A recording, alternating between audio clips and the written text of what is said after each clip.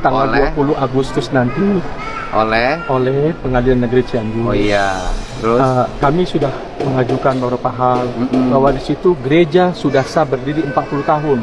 200 meter dari sini Bapak Gubernur. ya. Mohon Ya, bantuan. yang pertama kan eksekusi itu putusan pengadilan, Siap. ya kan?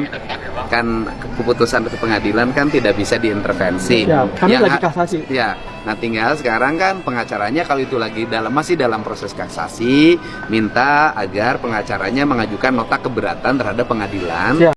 Halo semuanya, bagaimana kabarnya? Sebelum lanjut, kita intro dulu sebentar ya guys.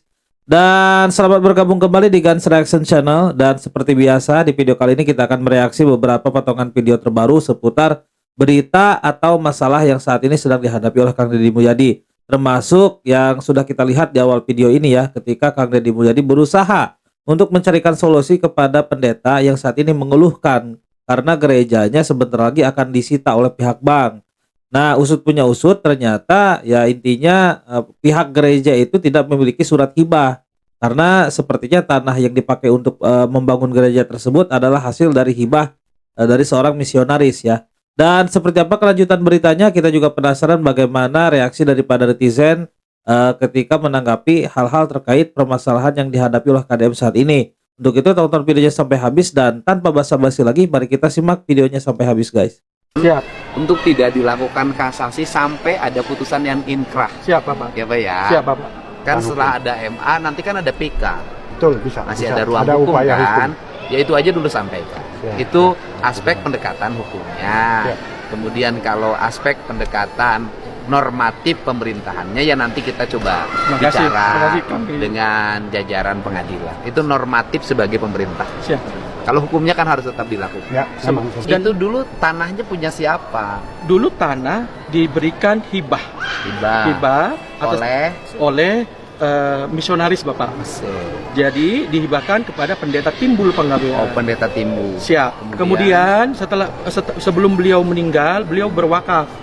Saya tolong dikuburkan di depan gereja dan itu kami lakukan Bapak. Iya. Kemudian dia bilang sebagian tanah ini diberikan kepada gereja. Iya. Masalahnya Bapak non sewu, kami berbudaya ini nggak mungkin kami bilang Pak sekarang Bapak bikin ini seolah-olah kami menyuruh dia meninggal.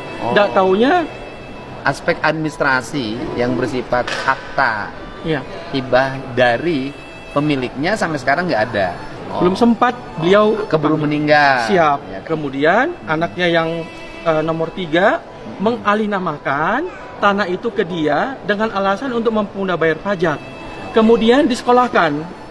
Pertama yang disekolahkan dia adalah tanah warisan di luar gereja, 2 sertifikat. Jadi ini yang melakukan gugatan gitu loh Pak. Atau misalnya yang menjaminkan tanah Siap. itu untuk pinjaman ke bank. Siap. Itu adalah anak dari ahli waris. Iya. Nah, itu awalnya di tanah di luar gereja. Rupanya dia nggak mampu bayar Pak. Di top up dengan tanah gereja yang sudah dialihkan jadi sindikasi. Awalnya satu BPR Supra di Cianjur. Kemudian karena mungkin limitnya nggak sanggup, BPR kan punya limit. Iya. Dia minta bantuan ke BPRK di BSD dan BPRK di TKI. Nah, waktu saya melihat itu, saya baru tahu nih Pak sebagai gembala, sebagai pendeta, karena amanah dari pendahulu kami dulu. Pak Pendeta, kamu jaga gereja. Itu saja. Jadi saya nggak mikirin yang lain. Jadi ini disita oleh Bank Perkreditan Rakyat. Siap. Hutangnya ke BPR berapa? 6M. 6 miliar. Waktu saya ketemu dengan salah satu direktur. Intinya kan kalau BPR itu kan pengen dibayarkan. Siap. Kami sudah bikin dari gereja nih Bapak. Kami bikin surat resmi kepada BPR di BSD. Tanah yang di luar gereja silakan ambil. Bukan. Intinya kan BPR-nya pengen dibayarkan uang kan? Enggak, jadi gini Pak, berapa kemampuan gereja? Mereka bilang begitu. Iya, intinya BPR ini nggak akan mengeksekusi kalau hutangnya dilunasin. Betul Bapak. Kenapa kita nggak berpikir ngelunasin aja hutang BPR? Mohon izin Bapak. Yang pertama, jemaat saya itu semuanya anggota Yon Amet 5. Gajinya berapa sih Bapak? Kan bisa nyari bukan hanya dari sini. Dari mana saya nggak nyarinya Pak? Saya gubernur Pak. Siap. Siap. Ya. Siap. Ya gitu. Ya udah kita cari dana daripada ribut ya kan. BPR nggak boleh rugi juga. Siap Bapak. Ya kan. BPR nggak boleh rugi Siap. juga. Ya. Udah ntar dulu kan baru mau Pak. Terima kasih Bapak. BPR. Bukan apa-apa Pak. Saya sangat kasihan anak-anak Yon Iya Amet. udah. Mereka ini 40 tahun gerejanya Bapak. Iya udah. Jadi gini, kalau dirikan lagi gereja baru di Cianjur, nanti rumit lagi. Siap. Terlalu banyak lagi nih aspek segala macam. Kan lebih baik gereja yang sudah ada ini tetap berjalan, yang sudah berizin. Siap. Ya, permasalahannya memang bukan hanya sekedar uang ya. Kalau misalkan dana 6 miliar dibayar kepada BPR terus lunas dan masalahnya selesai, memang begitu ya. Karena kalau sampai misalkan solusinya adalah membangun gereja baru, maka masalahnya tentu akan semakin rumit ya. Karena seperti yang kita tahu, untuk membangun sebuah gereja di wilayah mayoritas muslim itu tidak mudah ya. Perizinannya pasti bakal sulit.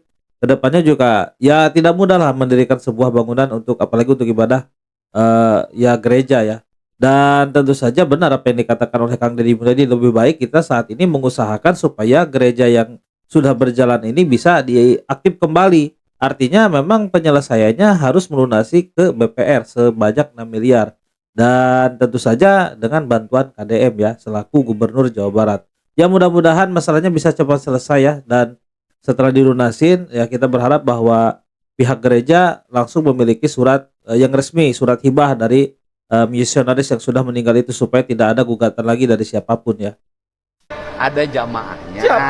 Ya kan? Siap, Bapak. Tugas gubernur hari ini adalah mencari uang Siap. untuk membayarkan hutang ke BPR. Siap, Bapak. Siap. Ya, itu kan. Ya udah, tapi nggak boleh Pak, nggak bujakan Pak, nggak boleh Pak, nggak boleh, nggak boleh.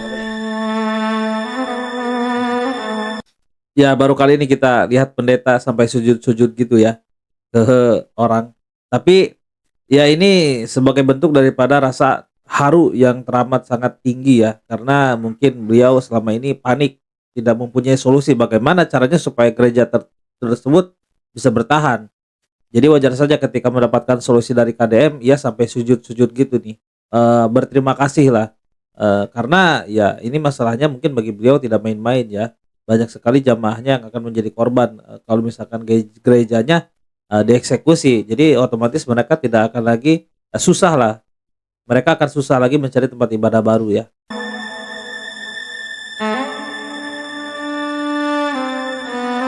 Yang 17 itu nanti rumahnya saya renovasi, saya kasih 40 juta per orang.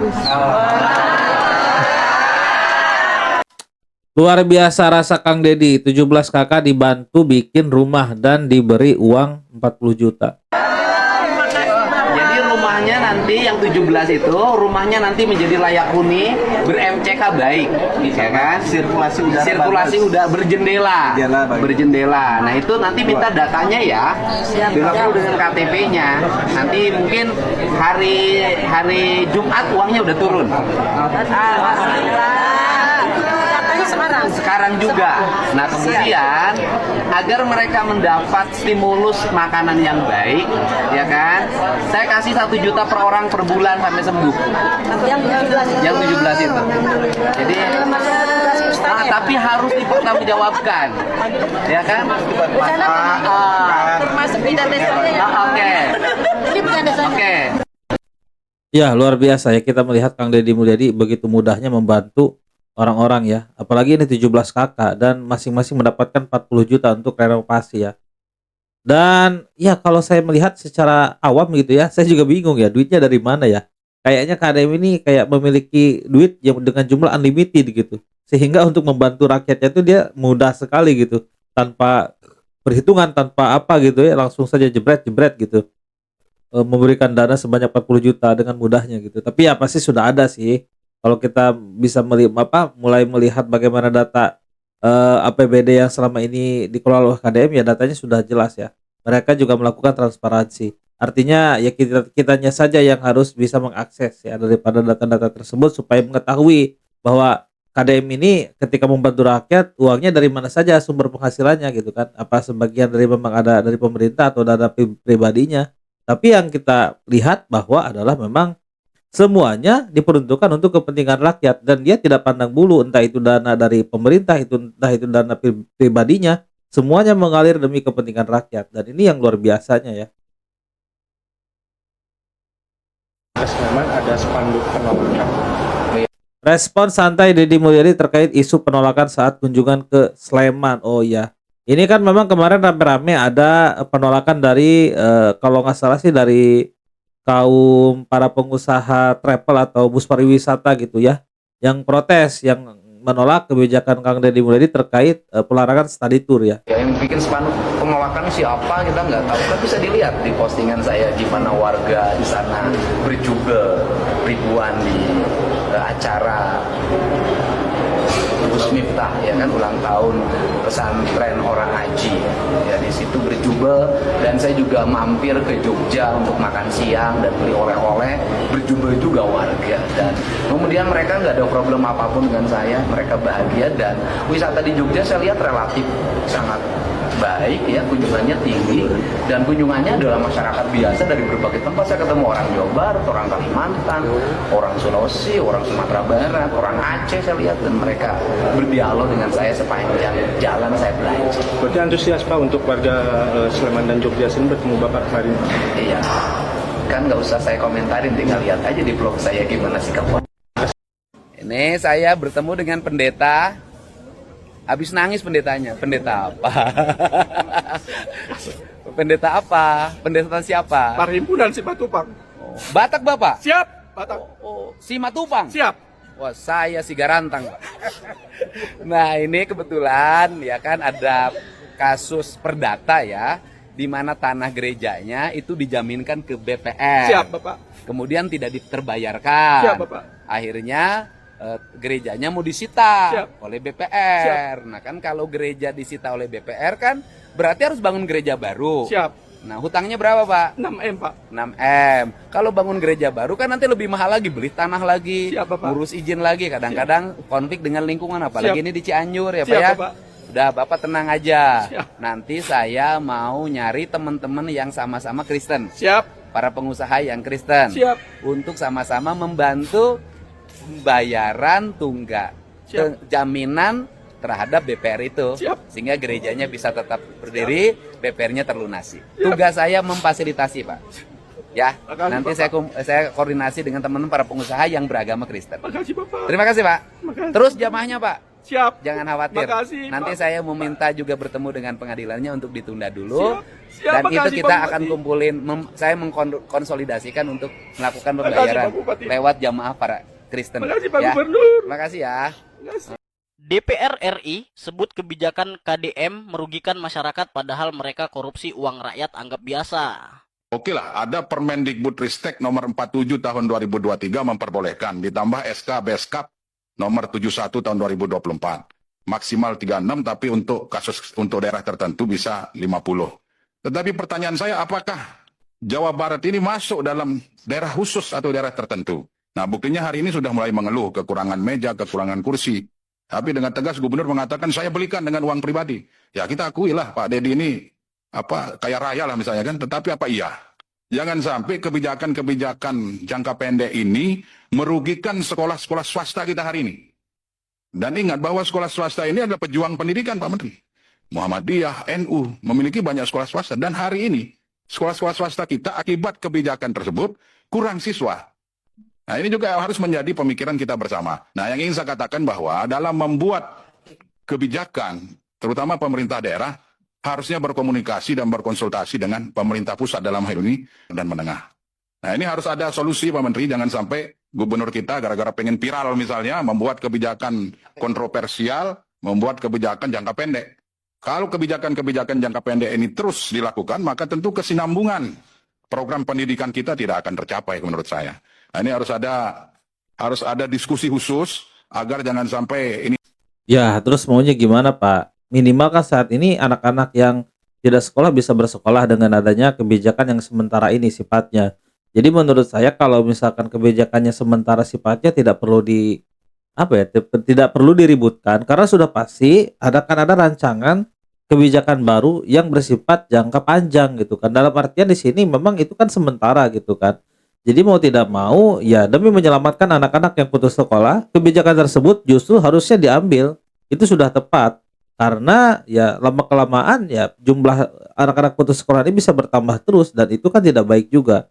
Jadi menurut saya kebijakan daripada Kang Deddy Mulyadi terkait rombel 50 siswa ini sudah tepat saat ini. Tinggal bagaimana ke depannya kita bisa membenahi atau membuat kebijakan baru dalam jangka panjang supaya bisa secepatnya mengganti kebijakan rombel 50 siswa ini, atau mungkin ya pembangunan sekolahnya harus segera dilakukan dan ditingkatkan sehingga nantinya kita ke depannya bisa mengurangi jumlah anak-anak yang putus sekolah di Jawa Barat ya. Tentu saja ya kita sangat berharap bahwa ke depannya sudah pasti Kang Deddy Mulyadi juga akan membenahi daripada kebijakannya terkait rombel 50 siswa ini ya. Karena ini sifatnya sementara dan kita yakin kedepannya Kang Deddy Mulyadi juga akan membuat kebijakan jangka panjang yang akan bisa menguntungkan semua pihak termasuk sekolah swasta ya. Saya tadi menerima berbagai keluhan tentang pengadaan tanah pada sekolah menengah atas dan sekolah menengah kejuruan. Kita bahwa problem dari sekolah di Jawa Barat, selama ini kita abai menyiapkan sekolah baru, selama ini kita abai melakukan revitalisasi terhadap sekolah. Jumlah ruang kelas sangat terbatas, jumlah sekolah baru relatif tidak dibangun. Bahkan kalau lihat data statistik di tahun 2020 sama sekali kita tidak membangun sekolah atau nol.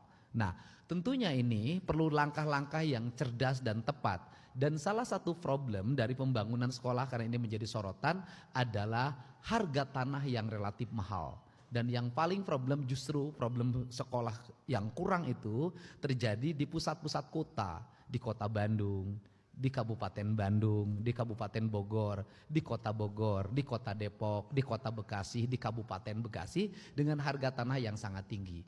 Maka izinkan nanti barangkali komisi yang membidanginya untuk berkomunikasi dengan pemerintah kabupaten kota, CQ Dinas Pendidikan. Strategi yang dilakukan menurut saya adalah pertama, mengakuisisi sekolah-sekolah swasta yang sudah tidak bisa bergerak.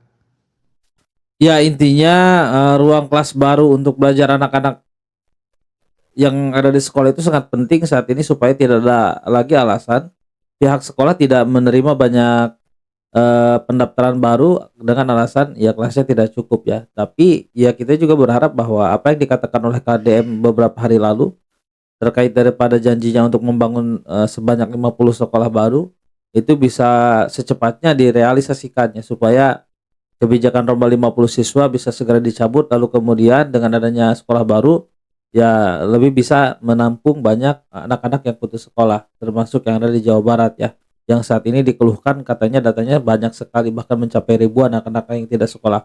Tapi terkait kebijakan yang bersifat sementara tadi saya setuju ya, karena langkah ini perlu dilakukan supaya minimal menyelamatkan anak-anak yang putus sekolah saat ini gitu kan. Kan kebijakannya juga bersifat sementara maka tidak ada masalah untuk itu ya. Kebijakan Gubernur Jawa Barat tentang pencegahan anak putus sekolah melalui penambahan rombongan belajar diduga telah membuat sekolah swasta kekurangan siswa, sementara sekolah negeri bisa memperkelas. Gara-gara kebijakan itu, Gubernur Deddy Mulyadi digugat 8 organisasi sekolah dan perguruan swasta ke Pengadilan Tata Usaha Negara Bandung dan sidang pertamanya dijadwalkan pada hari ini. Ditemui terpisah, Sekda Provinsi Jawa Barat menghargai gugatan tersebut dan telah mempersiapkan bahan menghadapi gugatan. Jelajahi cara baru Oke guys, mari kita langsung saja baca komentar dari Atta nih. Ada dari Atta pertama. Dari sini kita bisa lihat kalau yang diinginkan adalah duit, bukan kecerdasan anak-anak bangsa. Tapi memang kalau tidak ada duit ya pusing juga ya. Duit itu penting juga, Mbak. Bintang Komando, gue Jabar bikin kisruh. Terus ada merusak dunia pendidikan. Terus dijawab lagi oleh RR. Daripada anak-anak putus sekolah, lebih swasta belum tentu mampu yang ada terijazahnya pada ditahan.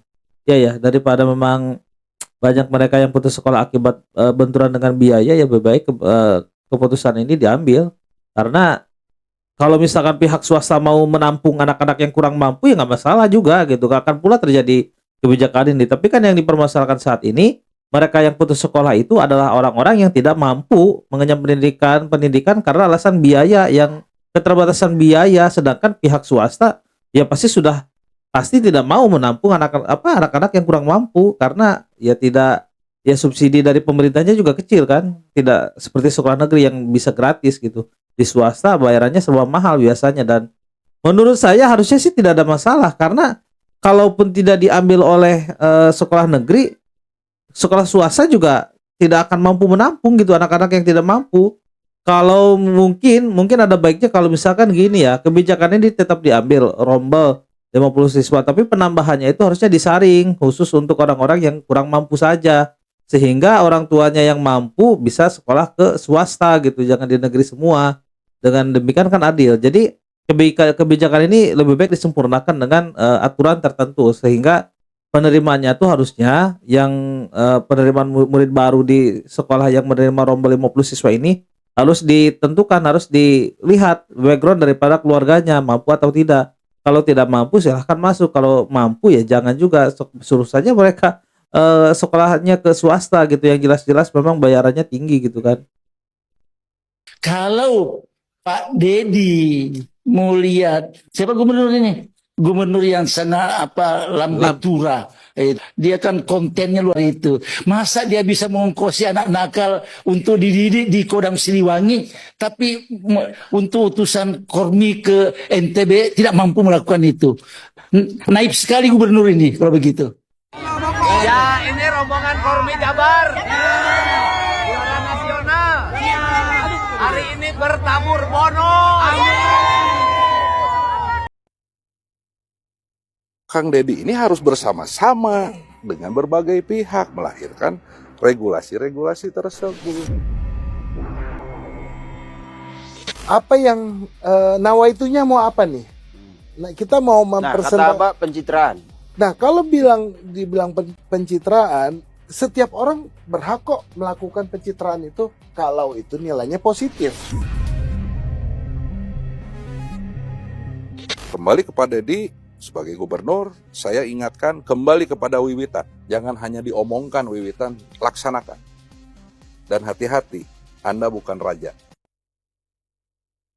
Kang Deddy ini harus bersama-sama dengan berbagai pihak melahirkan regulasi-regulasi tersebut.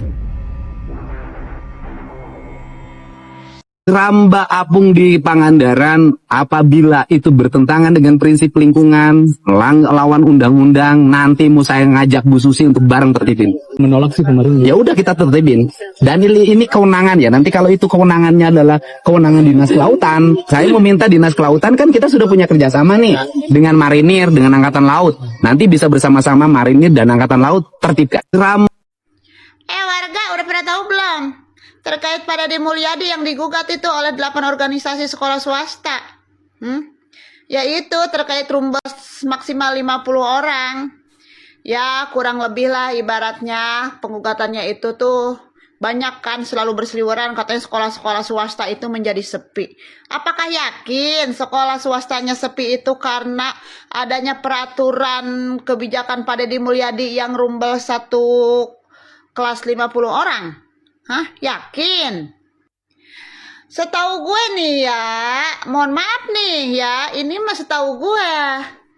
Gimana sekolah swasta itu kagak sepi? Beberapa sekolah swasta itu kagak sepi ya. Lah orang sekolah swasta sampai banyak banget tiap daerah, tiap kecamatan. Di sini aja di gue nih ya, walaupun misalkan nih sekolah itu tidak hanya di Bekasi doang, tapi di seluruh Jawa Barat. Oke, cuman gue mau memberikan satu contoh nih, di Bekasi aja di gue, di kabupaten daerah Cibitung, itu sekolah swasta dalam satu kecamatan sampai banyak banget. Jaraknya juga deketan-deketan banget, ada yang ada depan-depanan, ada yang timbang jarak sekitar 2-3 kilometer doang. Belum bersaing dengan sekolah negeri. Terkait sekolah swasta yang sepi, misalkan, coba lu evaluasi bagaimana, tentang struktur pembelajarannya yang lu berikan, gitu kan, di sekolahan swastanya, begitu. Kalau dari zaman dulu juga kan terkait sekolah negeri mah masalah satu ruang orang rumbelnya itu mulai dari 45 sampai 50 itu kan memang sudah ada ya dari zaman dulu. Kan selalu gua ngomong begitu, dari zaman dulu juga memang sudah ada sekolah negeri itu 45 sampai 50 gitu. Nah, sekarang terkait sekolah swasta yang sepi, coba evaluasi bagaimana kalian dalam sistem mengajar-mengajarnya, bagaimana dengan kalian iuran-iuran biaya per bulannya. Soalnya bukan apa-apa nih. Namanya sekolah swasta, otomatis kan biaya-biaya itu tuh lebih mahal, lebih banyak mengeluarkan biaya. Ya. Dan zaman sekarang juga nih, mungkin orang tua sekarang ini saat ini tahun ini tuh lebih memikirkan, oh gue daripada masukin anak gue ke swasta yang biayanya cukup mahal, ya udah lebih baik mereka memilih sekolah negeri ataupun bisa memilih sekolah swasta yang memang biayanya agak ringan. Ya, begitu.